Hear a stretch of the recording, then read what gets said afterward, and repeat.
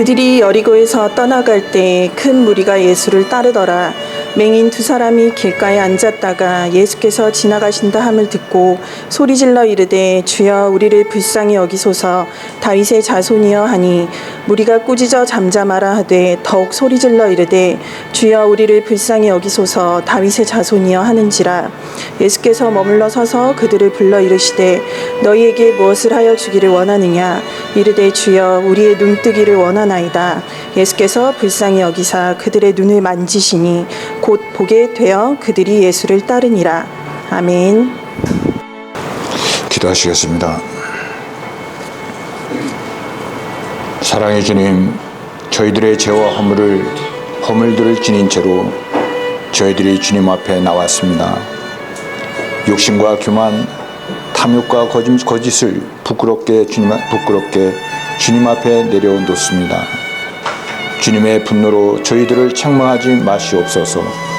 긍휼과 사랑으로 용서하여 주시옵소서. 주님의 인자하심으로 인하여 저희들을 새롭게 하시고 깨끗하여진 마음과 몸으로 다시 오실 주님을 기다리게 하여 주시옵소서. 주님, 오늘 이 시간을 통해서 예수님이 가시는 길을 보면서 기독교 신앙에서의 신앙의 영웅이란 세상의 영웅들과 어떠한 차이가 있는지를 깨닫는 은혜의 시간이 되기를 원하오며 예수님의 이름으로 기도드리옵나이다. 아멘. 예수님께서는 이 땅에 오실 때부터 세상 죄를 지고 가는 하나님의 어린 양으로 오셨습니다.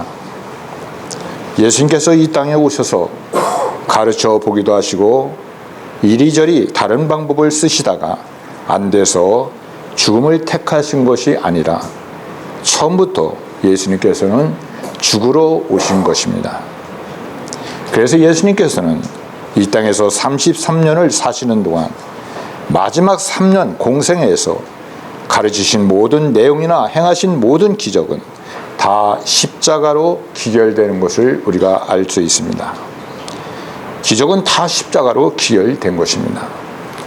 십자가는 우리를 죄에서 구원하시는 하나님의 능력이요 또 우리를 사랑하사 하나님과 화목케 하는 하나님의 사랑이요 능력이요 하나님께서 베푸시는 은혜인 것입니다.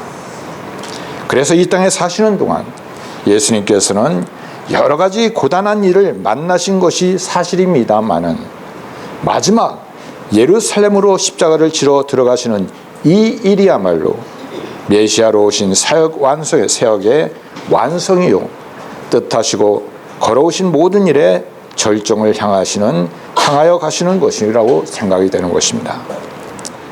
예수님께서 마지막 밤에 겟세마네 동산에서 기도하실 때 흐르는 땀이 피와 같았다고 하는 것 같이 이 일은 쉽지 않은 일이며 온 전성을 기울여야 하고 각오해야 되고 그리고 예수님께서도 힘들게 여기시는 일이었던 것입니다. 그런 중대한 일, 다른 것에 신경을 뺏길 수 없는 중요한 일을 이제 눈앞에 두시고서 행진하는 길에 오늘 소경들을 만나는 말씀을 우리가 보게 됩니다. 이렇게 눈앞에 두고 중대한 일을 이제 눈앞에 두시고 그 행진하는 길에 소경들을 예수님께서 만나셨던 것입니다. 예수님의 메시아됨을 오해한 많은 무리들, 그 당시에 예수님의 메시아됨을 오해한 많은 무리들, 즉 예수님의 메시아 되심이 정치적, 군사적 차원의 일일 것이라고 기대했던 많은 열광하는 지지자들은 예수님의 예루살렘 입성을 정치적 싸움과 그리고 도전으로 기대를 걸고 유월절을 맞이하여 예루살렘으로 올라가면서 예수 그리스도를 메시아로 환호하며 따르고 있었던 것입니다. 예수님을 따르고 있었던 것입니다. 그때 이 소경들이 오늘 우리가 봉독한 이 소경들이 예수님을 찾자 무리들은 그들에게 잠잠하라고 물리쳤던 것입니다. 소경들을 물리쳤던 것입니다. 그러나 예수님께서는 행진을 멈추시고 소경들을 만나셔서 저들의 소원대로 눈을 뜨게 하셨던 것입니다. 눈을 뜨게 하셨습니다. 근데 이 사건은 예루살렘의 예수님의 메시아직의 본질이 무엇인가를 분명히 드러내는 사건이었던 것입니다. 예수님의 메시아직의 본질이 무엇인가를 분명히 드러내는 사건이었던 것입니다. 우리가 마태복음 20장에서 우리는 예수님의 12 제자 중 세베대 아들 야고보와 요한이 그 어머니와 함께 예수님의 나라에서 보좌 좌우편에 앉게 해줄 것을 요구하는 장면과 그에 대한 예수님의 우리가 답변을 들을 수가 있습니다. 오늘 마태복음 20장 25절부터 28절 말씀해 보면 마태복음 20장 25절부터 28절에 예수께서 제자들을 불러다가 이르시되 이방인의 집권자들이 그들을 임의로 주관하고 그 고관들이 그들에게 권세를 부리는 줄을 너희가 알거니와 너희 중에는 그렇지 않아야 하나니 너희 중에 누구든지 크고자 하는 자는 너희를 섬기는 자가 되고 너희 중에 누구든지 으뜸이 되고자 하는 자는 너희의 종이 되어야 하리니 인자가 온 것은 섬김을 받으려 함이 아니라 도리어 섬기려 하고 자기 목숨을 많은 사람의 대속물로 주려 함이니라. 이렇게 말씀을 하시고 있습니다. 이렇게 말씀하신 대로 예수님 예루살렘으로 행진하시고 메시아의 사역을 완수하시려는 이 일에 예수님께서는 소경들을 고치시는 일로 주님께서 이 땅에 오신 메시아 직분의 본질이 섬기며 희생하는 일이라는 것을 우리들에게 보여주시고 있는 것입니다. 그래서 이 사건, 이 소경들의 사건은 예수 믿는 모든 성도들의 가슴에 꼭 기억해 두어야 할 원리를 제시하고 있는 것입니다. 우리는 예수를 믿는다는 것이, 우리가 예수님을 믿는다는 것이 세상적인 힘에 의하지 않고 하나님을 힘입어 승리하고 권세를 부리는 일이라고 기대하는 경우가 많이 있습니다. 우리가 예수님을 믿는데, 우리가 예수님을 믿는다는 것이 세상적인 힘에 의지하지 않고 하나님을 힘입어 승리하고 권세를 부리는 일이라고 우리가 기대를 하고 있는 경우가 많이 있습니다. 이런 식의 발상은 세상의 영웅주의적 발상을 그대로 용어만 기독교 용어로 바꿔놓고 그 원리는 세상적인 것을 그대로 차용한 것이라고 생각이 되는 것입니다. 우리가 세상의 영웅들은 본인이 남과 다르다는데 영웅된 기준을 가지고 있는 것입니다. 남들은 자기만 생각하는데 국가를 먼저 생각했다. 그리고 일반 사람들은 구단을 외우기도 바쁜데 자기는 타고난 만큼 똑똑했다. 물론 영웅들이 역사나 자기가 살던 시대에 공헌을 한 것은 사실입니다마는 세상은 그의 공헌과 그의 기여보다는 공헌과 기여를 할 수 있었던 그의 능력에 초점을 두고 그들을 영웅시하고 있는 것입니다. 그래서 그 영웅들을 우리가 영웅시하고 있는 것입니다. 여기에 비하면 우리 기독교 신앙에서의 신앙의 영웅이라고 하는 것은, 우리가 신앙의 영웅이라 하는 것은 철저히 자신을 희생하고 자신을 치장하지 않는 것으로 나타내고 있는 것입니다. 자신을 치장하지 않는다는 것을 우리는 명심해야 하는 것입니다. 이런 문제를 이해하기 위해서 우리는 가장 우회하는 성경상의 의인이라 할 수 있는 일컫는 자를 우리가 한번 생각해 볼 수가 있는 것입니다. 우리가 구약의 최고의 의인은 아마 모세일 것입니다. 우리가 모세일 것이라고 생각이 됩니다. 우리는 모세가 이스라엘 백성들을 애굽에서 해방시킨 해방자요, 이스라엘 민족의 지도자요, 하나님의 말씀을 전해준 다른 누구와 짝할 수 없는, 비교할 수 없는 귀한 하나님의 종이라는 것을 우리는 인정을 하고 있는 것입니다. 그러나 성경이 묘사하는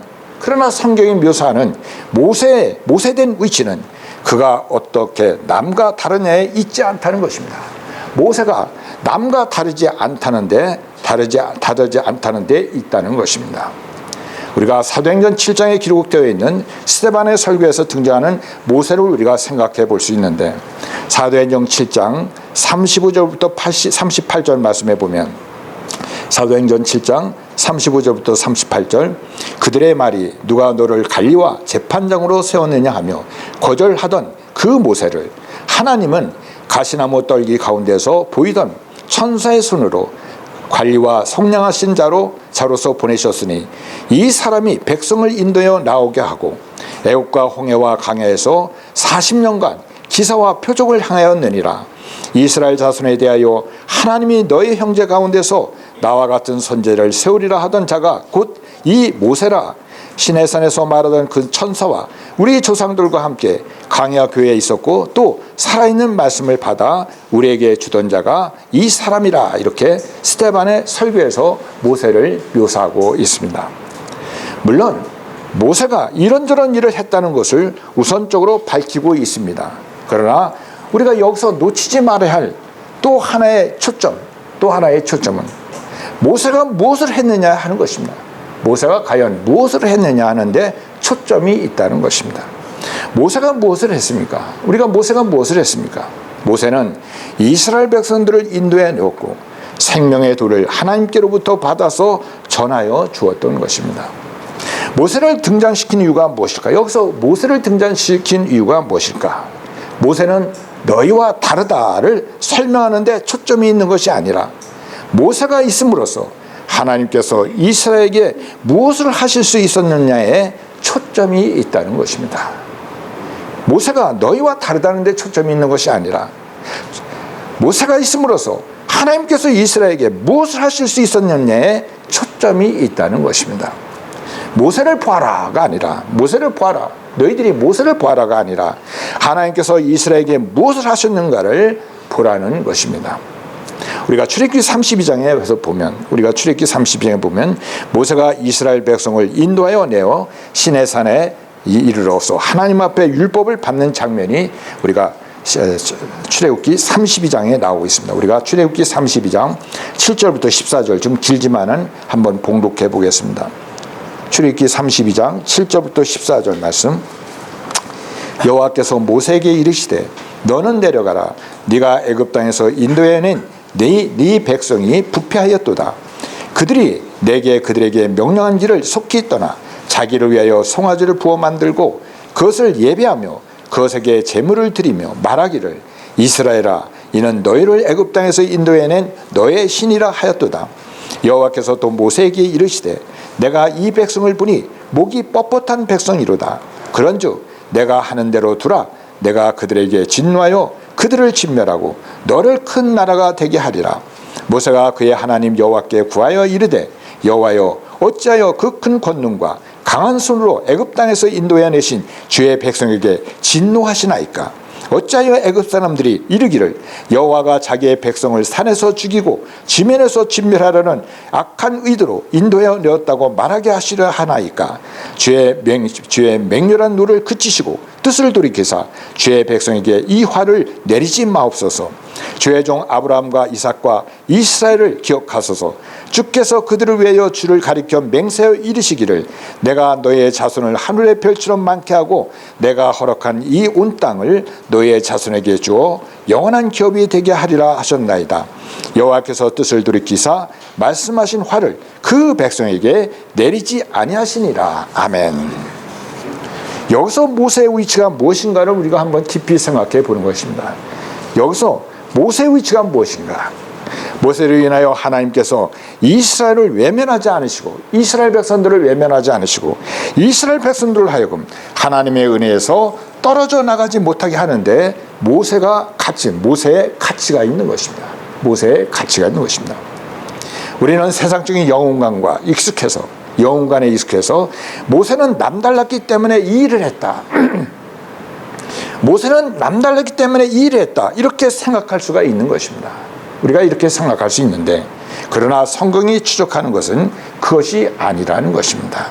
우리가 이 문제를 좀 더 분명히 하기 위해서 우리가 고린도서 3장 1절부터 9절 말씀을 한번 보겠습니다. 고린도전서 3장 1절부터 9절 말씀을 제가 봉독해 드리겠습니다. 형제들아 내가 신령한 자들을 대함과 같이 너에게 말할 수 없어서 육신에 속한 자 곧 그리스도 안에서 어린아이들을 대함과 같이 하노라. 내가 너희를 젖으로 먹이고 밥으로 아니하였노니 이는 너희가 감당하지 못하였음이거니와 지금도 못하리라. 너희는 아직도 육신에 속한 자로다. 너희 가운데서 시기와 분쟁이 있으니 어찌 육신에 속하여 사람을 따라 행함이 아니리요. 어떤 이는 말하되 나는 바울에게라 하고 다른 이는 나는 아볼로에게라 하니 너희가 육의 사람이 아니리요. 그런즉 아볼로는 무엇이며 바울은 무엇이냐. 그들은 주께서 각각 주신 대로 너희로 하여금 믿게 한 사역자들이니라. 나는 심었고 아볼로는 물을 주었을 때 오직 하나님께서 자라나게 하셨나니 그런즉 심는 이나 물 주는 이는 아무것도 아니로되 오직 자라게 하시는 이는 하나님뿐이리라. 심는 이와 물 주는 이는 한 가지이나 각각 자기가 일한 대로 자기의 상을 받으리라. 우리는 하나님의 동역자들이요 너희는 하나님의 밭이요 하나님의 집이니라.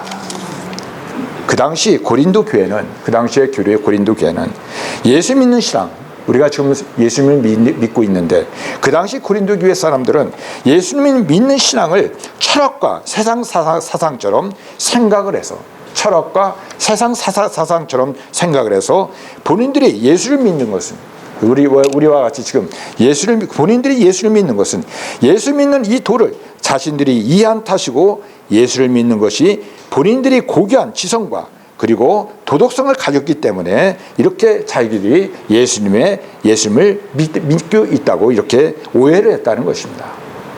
오해를 했다는 것입니다. 그래서 예수를 믿는 것이 자신들의 고귀함의 증명이 되어서, 고귀함의 증명이 되어서 자랑을 하고 있었습니다. 예수 믿는 것을 자랑을 하고 있었습니다.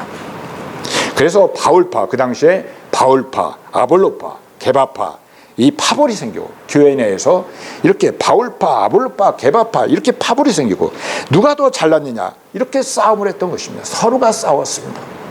그래서 바울이 이 글을 쓰는 것입니다. 바울이 지금 이 글을 쓰고 있는 것입니다. 너희는 참 바보 같구나. 바울이 너희는 참 바보 같구나 이렇게 말씀하고 있는 것입니다. 바울이 한 이야기는, 여기서 바울이 한 이야기는 왜 너희는 내 뒤에 줄을 서느냐. 바울, 아볼로, 게바 이렇게 줄을 너희들은 서느냐. 왜 너희는 내 뒤에 줄을 서느냐. 우리가 우월한 사람, 우리가 무슨 의인이냐, 영웅인 줄 아느냐. 아니다. 우리는 수단이다. 우리는 도구에 불과하다. 우리는 하나님의 일꾼이고 너희들 일반 성도들이 하나님의 목적이다. 너희들 일반 성도들이 하나님의 목적이다. 너희는 하나님의 집이고 하나님의 밭이라고 이렇게 바울이 쓰고 있는 것입니다. 바울이 이렇게 쓰고 있는 것입니다. 성경이 초점하는 것은 하나님께서 모세를 세우시고 엘리야를 세우시고 다윗을 세우시면 그것이 다 이스라엘 백성들을 위한 것이라는 것을 말하는 것입니다. 단지 이스라엘 백성들을 위해서 모세도 세우고 다윗도 세우고 엘리야도 세운 것이라는 것입니다. 그분의 자녀를 위한 것이라는 겁니다. 이스라엘 백성들, 하나님의 자녀들을 위한 것이라는 것입니다. 그래서 모세는 얼마나 훌륭했는가? 우리가 모세는 얼마나 훌륭했는가? 바울은 어떻게 남달랐는가?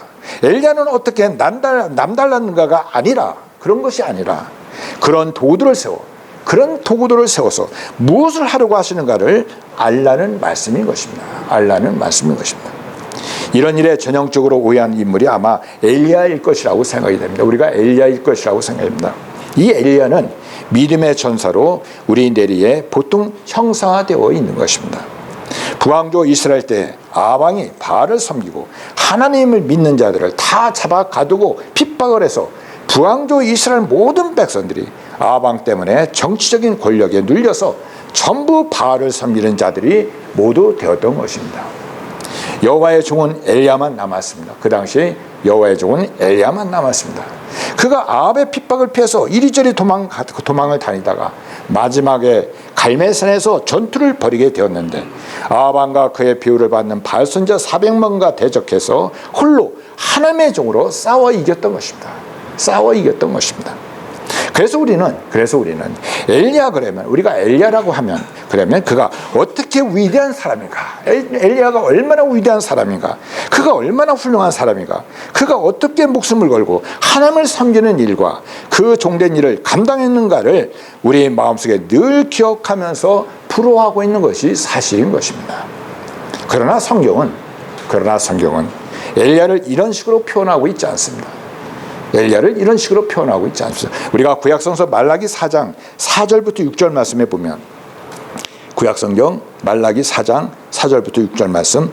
너희는 내가 호렙에서 온 이스라엘 위하여 내 종 모세에게 명한 법 곧 율례와 법들을 기억하라. 보라, 여호와의 크고 두려운 날이 이르기 전에 내가 선지자 엘리야를 너에게 보내리. 여기서 엘리야를 어떻게 표현하느냐 이렇게 말씀하고 있습니다. 내가 선지자 엘리야를 너에게 보내리니 그가 아버지의 마음을 자녀에게로 돌이키게 하고, 이 엘리야가 그가 아버지의 마음을 자녀에게로 돌이키게 하고, 그리고 자녀들의 마음을 그들의 아버지에게로 돌이키게 하리라. 돌이키지 아니하면 두렵건대 아버지가 와서 내가 와서 저주로 그 땅을 칠까 하노라 하시니라.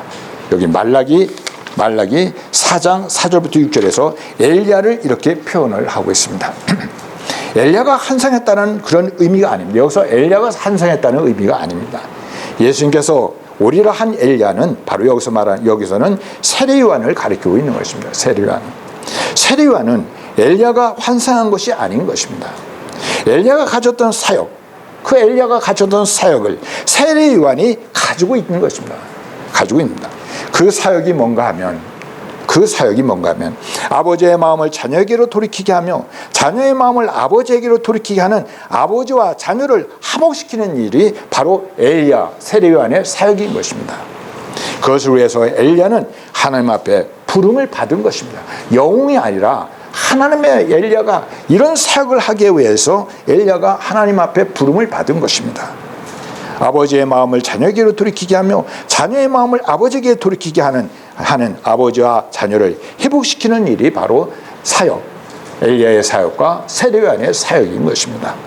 그것을 위해서 엘리야는 하나님 앞에 부름을 받은 것입니다. 그러면 엘리야의 위치는 무엇일까? 하나님과 사랑하시는 자녀들을 화목케 하는 것입니다. 엘리야의 위대함은 엘리야가 그 사역을 감당한 데 있는 것입니다. 엘리야가 왜 위대하냐면 그 사역을 감당했다는 것입니다. 엘리야는 위대함을 논하려면 엘리야가 그 역할을 감당함으로써 어떤 하나님의 뜻을 이루었으며 하나님께서 목적하시는 그분의 사랑하는 백성들에게 어떤 혜택을 입혔는가로 결실되고 증거되어야 한다는 것입니다.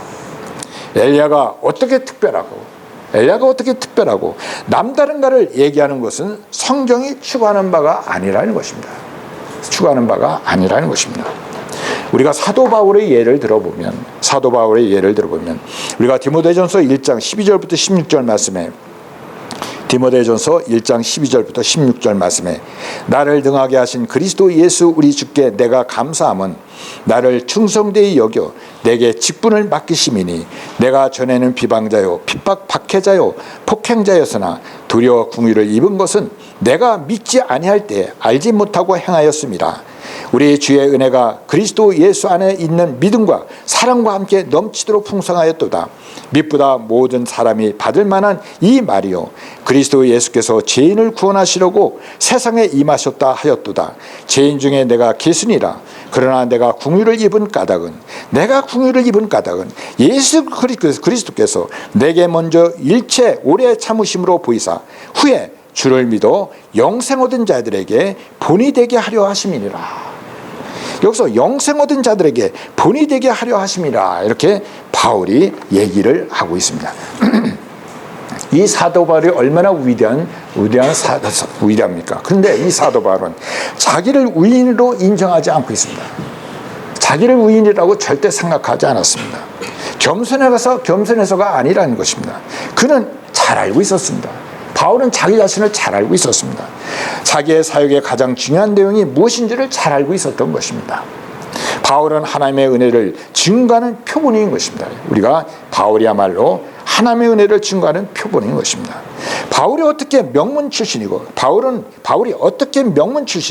명문 집안이며 명문 학부를 가졌는가, 그게 어떻게 준비되는가를 논하는 것은 성경이 추구하는 바가 아니라는 것입니다. 성경이 추구하는 바가 아니라는 것입니다. 성경은 그가 스데반을 죽였지만은 자신의 고백대로 죄인 중에 개수였지만은 하나님께서 그에게 은혜를 베푸셨다는 사실인 것입니다. 하나님께서 바울에게 은혜를 베푸셨다는 것입니다. 그래야 바울을 통하여 우리가 무엇을 배울 수 있느냐 하면, 하나님께서도 이런 사람에게도, 바울과 같은 이런 사람에게도 구원을 베푸시고 그분의 일꾼으로 사용하신 것이 초점이 있는 것입니다. 그 바울, 그렇게 악했던 바울에게 하나님께서 이런 사람에게도 구원을 베푸시고 그분의 일꾼으로 사용하신 것에 초점이 있는 것입니다.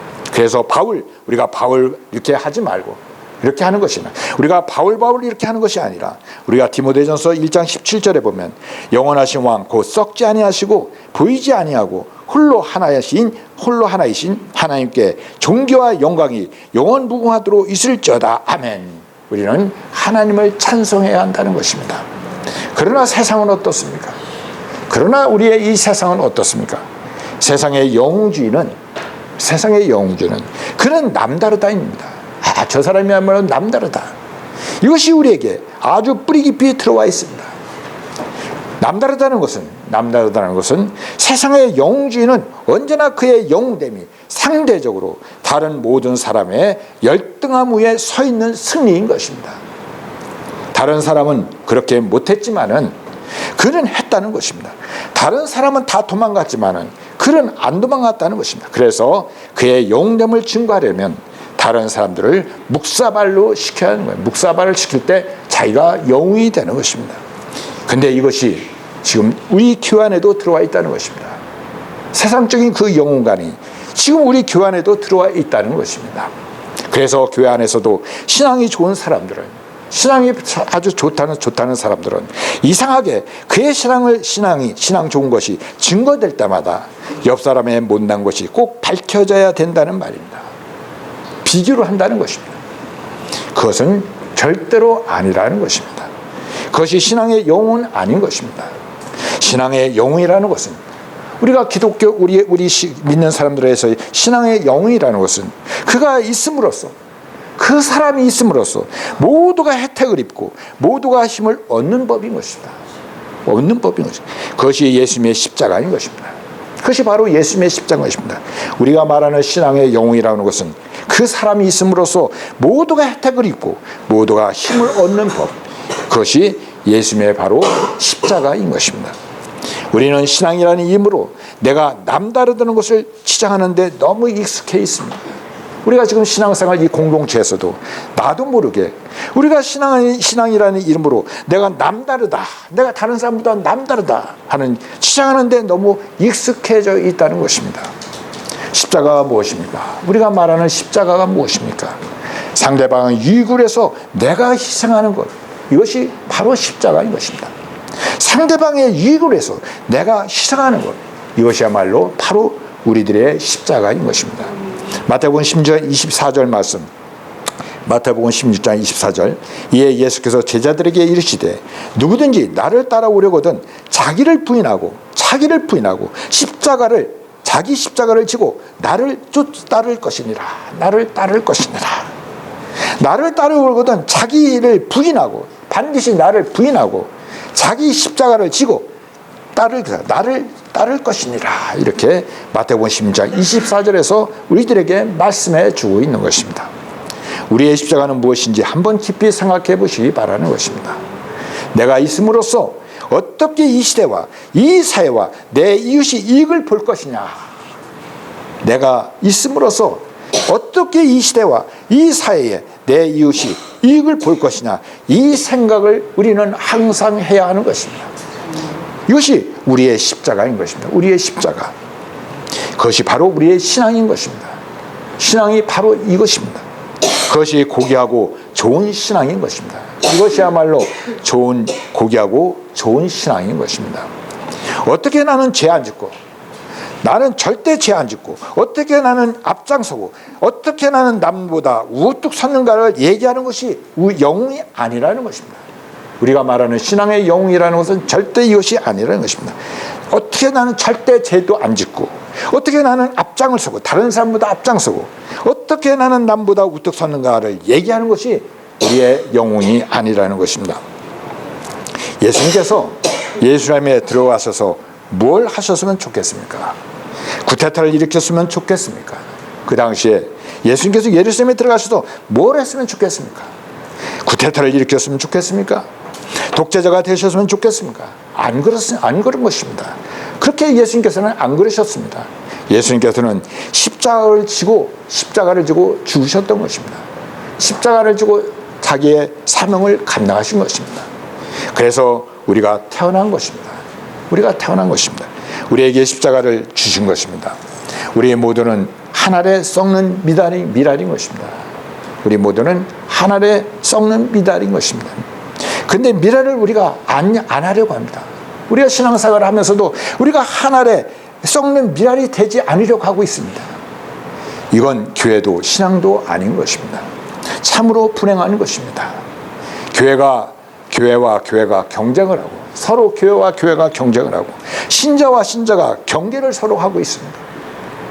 우리 교회는 그렇지가 않지만은 큰 교회 가보면 그런 경우가 많이 있습니다.